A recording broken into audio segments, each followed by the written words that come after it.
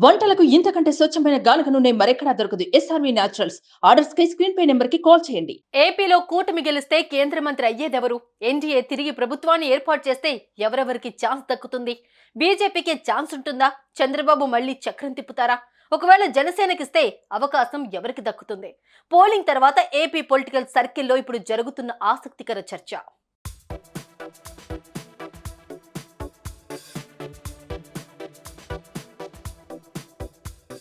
ఆంధ్రప్రదేశ్లో 25 పార్లమెంటు స్థానాలున్నాయి. పొత్తులో భాగంగా బీజేపీ 6 చోట్ల, జనసేన 2 చోట్ల, టీడీపీ 17 చోట్ల పోటీ చేస్తున్నాయి. కేంద్రంలో ఖచ్చితంగా ఎన్డీఏ హ్యాట్రిక్ కొడుతుందని టీడీపీ, జనసేన భావిస్తున్నాయి. అదే జరిగితే ఏపీ నుండి ఖచ్చితంగా ఒకరికి కేంద్ర కేబినెట్లో చోటు దక్కే అవకాశం ఉంది. అయితే ఆ ఛాన్స్ ఎవరికి దక్కుతుంది అన్న చర్చ నడుస్తోంది. ప్రస్తుతం తెలుగు రాష్ట్రాల నుండి ఏకైక కేంద్ర మంత్రిగా తెలంగాణకు చెందిన కిషన్ రెడ్డి మాత్రమే ఉన్నారు. అయితే ఈసారి టీడీపీ, జనసేనతో కలిసి కూటమిగా బీజేపీ పోటీ చేయడంతో ఏపీకి కూడా కేంద్ర మంత్రి పదవి ఇవ్వాల్సి వస్తుంది.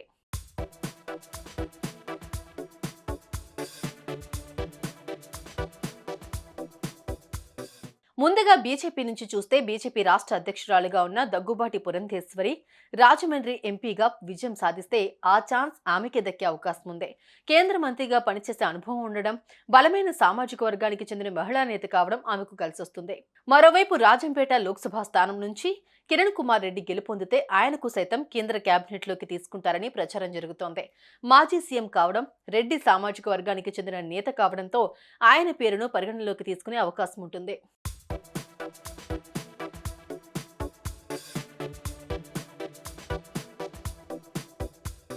ఇక జనసేన విషయానికి వస్తే ఆ పార్టీ నుండి ఇద్దరే ఎంపీ అభ్యర్థులున్నారు.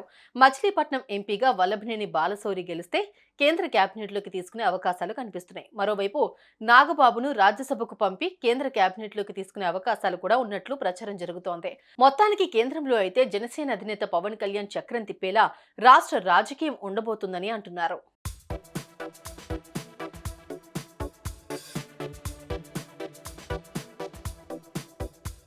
మరోవైపు టీడీపీలో బీసీ వర్గానికి చెందిన కింజారపు రామ్మోహన్ నాయుడు పేరు బలంగా వినిపిస్తోంది. ఈయన శ్రీకాకుళం పార్లమెంటు స్థానం నుంచి గత 2 ఎన్నికల్లో పోటీ చేసి గెలిచారు. గత ఎన్నికల్లో జగన్ ప్రభంజనంలో సైతం నిలిచారు. అందుకే ఆయన పేరును పరిగణలోకి తీసుకుంటారని ప్రచారం జరుగుతోంది. అటు కమ్మ సామాజిక వర్గానికి చెందిన పెమ్మసాని చంద్రశేఖర్, రెడ్డి సామాజిక వర్గం నుంచి వేమిరెడ్డి ప్రభాకర్ రెడ్డి వంటి వారి పేర్లు కూడా వినిపిస్తూ ఉన్నాయి. అయితే ఏపీకి కేంద్ర కేబినెట్లో 2కు మించి మంత్రి పదవులు దక్కే అవకాశాలు లేవు. కానీ జాబితాలో 10 మంది వరకు ఉండటం విశేషం. మరి ఎంతమందికి అవకాశాలు దక్కుతాయో తేలాలి అంటే కూటమి ఘన విజయం సాధించాలి. ఆ విజయంలో ఎవరి పాత్ర, ఎవరి బలం ఏంటో అన్నది తేలాలి.